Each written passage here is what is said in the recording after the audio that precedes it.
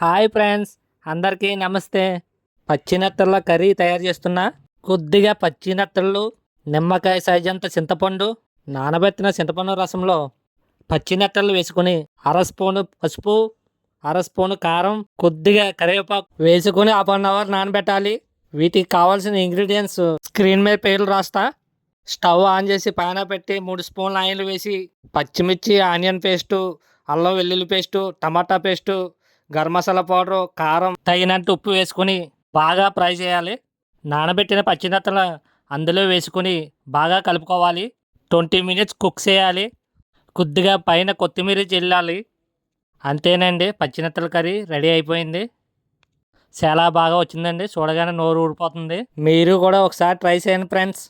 Please like, share and subscribe. White రైస్లో కలుపుకొని తింటుంటే అబ్బబ్బబ్బా అమోహం. Bye friends.